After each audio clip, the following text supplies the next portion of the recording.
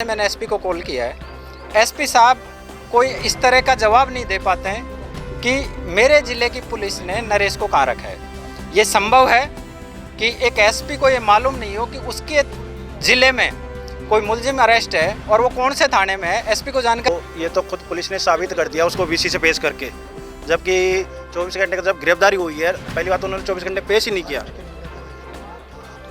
24 घंटे उन्होंने पेश नहीं, उसके लिए हमने अलग से एप्लीकेशन लगाई कोर्ट में। और दूसरा वीसी से पेश किया इसलिए किया है क्योंकि उसके साथ मारपीट हुई है, जबरदस्त मारपीट हुई है।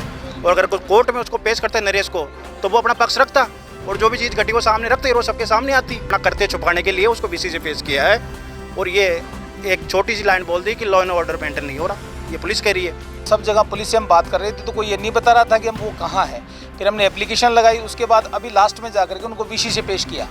हमारा ये प्रार्थना थी कि उनका मेडिकल करवाया जाए, उन्हें व्यक्तिगत पेश किया जाए, जिससे उनके साथ जो मारपीट हम पूछ सके। उनके चेहरे से स्पष्ट हो रहा था कि उनके साथ मारपीट हुई है, उनके साथ क्रूरल्टी हुई है। पुलिस ने जो मुकदमा दर्ज किया है, जो घटनाक्रम हुआ है उससे तो गलत धाराओं में मुकदमा दर्ज कर लिया। और पुलिस ने तो अपने को बचाने के लिए उनको टॉर्चर करने की गंभीर धाराओं में मुकदमा दर्ज किया है। और हमने कोर्ट में एप्लीकेशन लगाई कि इनको टॉर्चर नहीं करें, वकीलों से मिलनियत दिया जाए और इनका मेडिकल करवाया जाए और इनके किसी तरह से कोई मतलब जो है इनको मारने की ऐसी कोई साजिश उसे नाकाम किया। आप देवली नियारा विधानसभा क्षेत्र के निर्दलीय प्रत्याशी नरेश मीणा को आज गिरफ्तारी के बाद जो 24 घंटे पूरे होने थे उनको पेश किया जाना था। आज कोर्ट कैंप निवाई के अंदर था, यहाँ उनको पेश किया जाना था, लेकिन उनको वीसी के ज़रिए यहाँ पर कोर्ट के सामने लाया गया है। जिस तरह की जानकारी है कि उनको 14 दिन का पुलिस ने किस तरह का रिमांड नहीं मांगा, उनको 14 दिन की न्यायिक अभिरक्षा में भेजा गया है। हमारे साथ बात करने के लिए उनके एडवोकेट्स, जो उनके साथी एडवोकेट्स हैं, जो हाई कोर्ट के एडवोकेट्स हैं, जो लोकल एडवोकेट्स हैं, वो यहाँ मौजूद हैं। हम तो जानेंगे, देखिए किस तरह का पूरा रहा, किस तरह का इंतजार चल रहा था, क्या क्या करना चाह रहे थे आप लोग। हम नरेश जी का इंतजार कर रहे थे सुबह से कि उनको फिजिकल रेफरेंस दी जाए और उनके मेडिकल संबंधित जो भी चीज़ें हैं या उनके साथ कोई भी अगर पुलिस कस्टडी में कोई भी उनके साथ जाती हुई है उसके बारे में हम उनसे पूछा जाए। लेकिन पुलिस प्रशासन द्वारा हमें ना तो इस बारे में कोई सूचना दी गई, ना हमें उनसे मिलने दिया गया। उसके बाद में हमने कोर्ट के सामने एक एप्लीकेशन लगाई कि वकील को अपने वकील से मिलने दिया जाए। उसके पश्चात उन्होंने जरिए वीसी नरेश मीणा जी को पेश किया। नरेश मीणा जी को पेश करने के बाद में ये क्वेश्चन हमने पुलिस अधीक्षक से भी पूछा था कि आपने हमें क्यों नहीं मिलने दिया गया। तो उनका जवाब एक सीधा सा था कि हमारे पास कोई नहीं आया। जबकि हमने कोर्ट के सामने ये कहा था कि आप हमें इस बात के हमें एविडेंस दे सकते हैं कि आपको हमने कितनी बार कॉल किया, कौन कौन थाने में जाके आया है। और मेरे अधिवक्ता साथी सारे के सारे इस चीज़ के लिए लगे हुए थे, सारे थानों में जाके आए थे कि हम नरेश मीणा से किसी तरह से मिल सकें और उनकी स्थिति के बारे में पता कर सकें। हमें अंदेशा ये था कि कहीं पुलिस प्रशासन इसमें कोई अनहोनी, कोई घटना घटित नहीं हो जाए।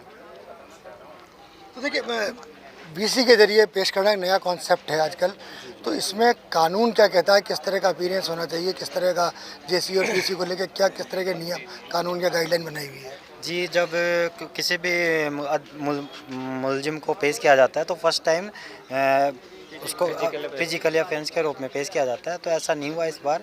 उन्होंने जो लॉ एंड ऑर्डर के हवाला देके संबंधित जो भी अधिकारी उन्हें पेश नहीं किया, तो इस वजह से वो आए हैं समस्या। तो देखिए, क्या यहाँ कोर्ट के अंदर जब उनको वीसी के जरिए पेश किया गया तो क्या वहाँ से फैसला दिया गया है और पुलिस का मतलब गिरफ्तार करना, फिर सिर्फ रिमांड नहीं मांगना और जेसी के लिए कहना, ये क्या कह रही है पूरी कहानी? देखिए, ये पूरी कहानी जो है सुप्रायोजित है और इसके एविडेंस है हमारे पास में। न्यायालय पे और न्यायपालिका पे हमें पूरा भरोसा है। हम वहाँ पे उन सब चीज़ों को पेश करेंगे। दोषी अधिकारी और प्रशासन के जो भी कर्मचारी हैं या देखिए उनके सबके खिलाफ कार्रवाई की जाएगी। देखिए, हमारा सीधा सा सवाल है जो कानून में होता है कि हमें क्यों नहीं मिलने दिया गया। हम अधिवक्ता हैं, माननीय सर्वोच्च न्यायालय ने ये प्रतिपादित कर रखा है कि आप अपने क्लाइंट से मिलने से किसी भी अधिवक्ता को नहीं रोक सकते और लॉ भी है इस पर। माननीय सर्वोच्च न्यायालय ने तो प्रतिपादित किया है उसको, लेकिन उसके अलावा भी लॉ है।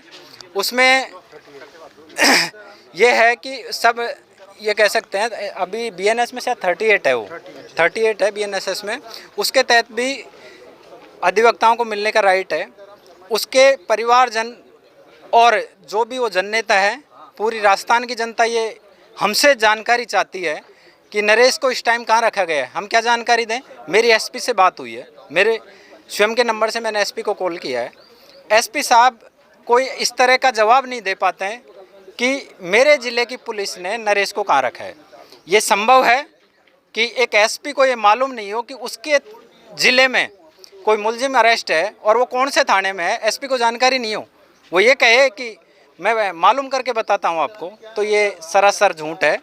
इसलिए मैं शुरू से कहता आ रहा हूँ, और मेरा काम कहने का नहीं है, मेरा काम न्यायालय में करने का है और मैं वो कर रहा हूँ। और मेरे साथी सारे अधिवक्ताओं को मैं बहुत धन्यवाद देता हूँ, क्योंकि मैं नरेश भाई के चुनाव कैंपेन में भी लीगल कार्रवाई देख रहा था।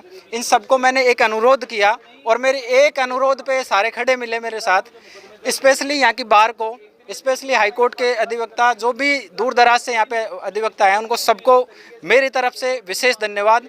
और मैं देखिए अब अगला कदम क्या होने वाला है, क्योंकि अब 14 दिन की न्यायिक अभिरक्षा में भेजा गया है, तो अब अगला कदम क्या होने वाला है जो एडवोकेट्स का, जो कि बचाव की टीम की है? देखिए, हमारे सभी साथी अधिवक्ताओं द्वारा आपस में बातचीत करके जो समरावता गांव में घटना घटी है, उसमें तमाम जिन लोगों को नुकसान हुआ है, जिन साथियों को गिरफ्तार किया गया है, जितने भी लोगों को गिरफ्तार किया गया है, उन सभी लोगों को छुड़वाने का कार्य किया जाएगा। साथ ही उन सभी के द्वारा उनके परिवारों को जिनको नुकसान है, उनके द्वारा कोर्ट में, न्यायालय में मुकदमे दर्ज किए जाएंगे। अब इन मुकदमों के जरिए चाहे प्रशासन की गलती हो, चाहे किसी पुलिस प्रशासन अधिकारी की गलती हो, जिसकी भी गलती होगी, हम न्यायालय की शरण में जाएंगे और उनके खिलाफ हम कार्रवाई की मांग करेंगे। हमें न्यायपालिका पूर्ण भरोसा है। देखिए बात यहाँ ये भी की गई कि जब नरेश मीणा जी को गिरफ्तार किया गया तो उनको जहाँ रखा गया मारपीट की गई है, कुछ इस तरह के आरोप भी आप लोग लगा रहे हैं। क्या पूरे मामला, क्या आगे ऑथेंटिक सूचना है? देखो, ये तो खुद पुलिस ने साबित कर दिया उसको वीसी से पेश करके, जबकि 24 घंटे का जब गिरफ्तारी हुई है, पहली बात तो उन्होंने 24 घंटे पेश ही नहीं किया। 24 घंटे उन्होंने पेश नहीं, उसके लिए हमने अलग से एप्लीकेशन लगाई कोर्ट में। और दूसरा वीसी से पेश किया इसलिए किया है क्योंकि उसके साथ मारपीट हुई है, जबरदस्त मारपीट हुई है। और अगर कोर्ट में उसको पेश करते नरेश को, तो वो अपना पक्ष रखता और जो भी चीज़ घटी वो सामने रखते, वो सबके सामने आती। तो वो चीज़ इसलिए पुलिस ने अपना करते छुपाने के लिए उसको वीसी से पेश किया है। और ये एक छोटी सी लाइन बोल दी कि लॉ एंड ऑर्डर मेंटेन नहीं हो रहा, ये पुलिस कह रही है, तो कौन करेगा इसको मेंटेन? पुलिस नहीं करेगी। तो देखिए आज सुबह से ये था कि उनको पेश किया जाएगा, ये भी निश्चित था कि अगर पीसी मांगा जाएगा तो उनको यानी फिजिकली पेश किया जाएगा, और अगर जेसी मांगी जाएगी तो वीसी के जरिए पेश किया जाएगा। आखिरकार में यही हुआ कि वीसी के जरिए उनको नहीं, लॉ में प्रोविजन है कि प्रथम बार व्यक्ति को फिजिकली पेश किया जाएगा। और 11 बजे हमने एप्लीकेशन लगाई थी, सब जगह पुलिस से हम बात कर रहे थे, तो कोई ये नहीं बता रहा था कि हम वो कहाँ है। फिर हमने एप्लीकेशन लगाई, उसके बाद अभी लास्ट में जाकर के उनको वीसी से पेश किया। हमारा ये प्रार्थना थी कि उनका मेडिकल करवाया जाए, उन्हें व्यक्तिगत पेश किया जाए, जिससे उनके साथ जो मारपीट हम पूछ सके। उनके चेहरे से स्पष्ट हो रहा था कि उनके साथ मारपीट हुई है, उनके साथ क्रूरल्टी हुई है। पुलिस ने जो मुकदमा दर्ज किया है, जो घटनाक्रम हुआ है, उससे तो गलत धाराओं में मुकदमा दर्ज कर लिया, और पुलिस खुद ही जैसी मांग रही है, तो एक दिन में इतनी गंभीर धाराओं की जांच नहीं हो सकती। पुलिस ने तो अपने को बचाने के लिए, उनको टॉर्चर करने की गंभीर धाराओं में मुकदमा दर्ज किया है। और हमने कोर्ट में एप्लीकेशन लगाई है कि इनको टॉर्चर नहीं करें, वकीलों से मिलनियत दिया जाए और इनका मेडिकल करवाया जाए, और इनके किसी तरह से कोई मतलब जो है इनको मारने की ऐसी कोई साजिश उसे नाकाम। आपने ये भी आरोप लगाया थोड़ी देर पहले कि जो एसडीएम है उनसे बुला के पिटवाया गया। हाँ, ऐसी सूचना मिली है। कुछ व्यक्तियों ने कहा था आकर के, ये पुष्ट है कि साहब वो थाने में ले जा करके उनको बुला करके एसडीएम से और इनको पिटवाया है, ऐसा। और अभी जो हमने उनको देखा है जरिए वीसी, तो वो काफ़ी कमज़ोर थे और काफ़ी सहमे हुए थे। उनके साथ कुछ न कुछ घटना हुई है। अब जब मिलेंगे उसके बाद जो भी स्थिति होगी वो देखें। देखिए अगला कदम क्या एडवोकेट्स का, बाकी इस मामले को लेकर किस तरह आगे चलना है? देखो, इसमें जो पुलिस ने ये पहले शुरू में ही साबित कर दिया कि हम गलत थे। सुबह से उनको पहले तो 24 घंटे होते 11 बजे कोर्ट में पेश करना चाहिए था। उसके बाद में भी समय का एक कानून हवाला देता है कि जो उचित समय लगता है संबंधित थाने से लेकर कोर्ट तक का, तो उससे भी बाहर जाके जब 28 घंटे बाद में हमने सेक्शन 58 की एप्लीकेशन BNSS की पेश की, उसके आधे घंटे बाद में पुलिस ने जरिए वीसी पेश किया। वीसी में भी हमें लग रहा था कि इनको वहाँ पे दबाव बनाया जा रहा है, कुछ बोलने नहीं दिया जा रहा, और जो बोल रहे थे वो भी स्पष्ट समझ में नहीं आ रहा था कि वो क्या बोलना चाह रहे थे। मतलब टोटली तौर पे उनको दबाव में रखा गया। और किस थाने में रखा गया, कैसे रखा गया, एक रात में फ़ोटो वायरल हुई सोशल मीडिया पे, वो मैंने देखी। उसमें न तो बिछाने को दिया गया, न ओढ़ने को दिया गया, कुछ भी। मतलब एक आम आदमी है तो यार उसके लिए भी संविधान की कुछ चीज़ें हैं, संविधान ने कुछ दे रखा है, उसका राइट है, उसको आप दो। मानवतावादी भावना रखो। आप पुलिस में है, अधिकारी है, पद पे हैं, तो इसका मतलब ये नहीं कि आप हर चीज़ के लिए हठधर्मिता करोगे। अरे हठधर्मिता तो आपने शुरू से ही हठधर्मिता ही कर रहे हो आप इस मैटर में। और हम तो ये भी मांग करते हैं राजस्थान सरकार से कि एसडीएम अमित चौधरी, स्थानीय जिला कलेक्टर टोंक और स्थानीय पुलिस अधीक्षक टोंक के खिलाफ इस मामले को प्रसंज्ञान में लिया जाकर उनके खिलाफ कानूनी कार्रवाई करे। और राजस्थान सरकार इस मामले की जांच के लिए सीबीआई को नियुक्त करे, सीबीआई को ट्रांसफ़र करे जांच के लिए, क्योंकि स्थानीय पुलिस इस मामले को क्लियर नहीं कर सकती। किसी भी लेवल पे स्थानीय पुलिस क्लियर कर ही नहीं सकती, क्योंकि उन्होंने ही गलती करी, पुलिस प्रशासन ने दोनों ने मिलकर गलती करी, दोनों ने पूरा खेल रचा। और फिर बाद में वो अरेस्ट करते हैं और बदले की भावना से आप थाने में जाते हो, मारपीट करते हो। अरे ये कौन सा न्याय आ गया, कौन सा कानून आ गया, कौन सा संविधान आ गया? हम भारत में रहते हैं भाई, लोकतंत्र है यहाँ। आप लोकतंत्र के हिसाब से जियो, उसके हिसाब से चलो। आपकी ऐसी भावनाएं, ऐसी सोच, ऐसी हठधर्मिता आप कितने दिन चला लोगे?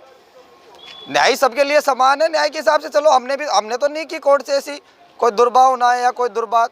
भाई न्यायालय के लिए हमने तो नहीं कहा कि साहब भाई न्यायालय ने ऐसा किया, आपने ऐसा करवाया। आपकी हठधर्मिता थी भाई, आपने वीसी के जरिए पेश कर दिया, क्योंकि आपकी मजबूरी थी कि मौके पे नहीं ला सकते थे। हम सभी अधिवक्ता जो यहाँ मौजूद थे, समुदाय के लोग, वो उनको देखते तो हमें पता चलता कि किस सिचुएशन में नरेश जी हैं, उनके साथ कैसे मारपीट की गई, वो हमारे को व्यक्तिगत बताते।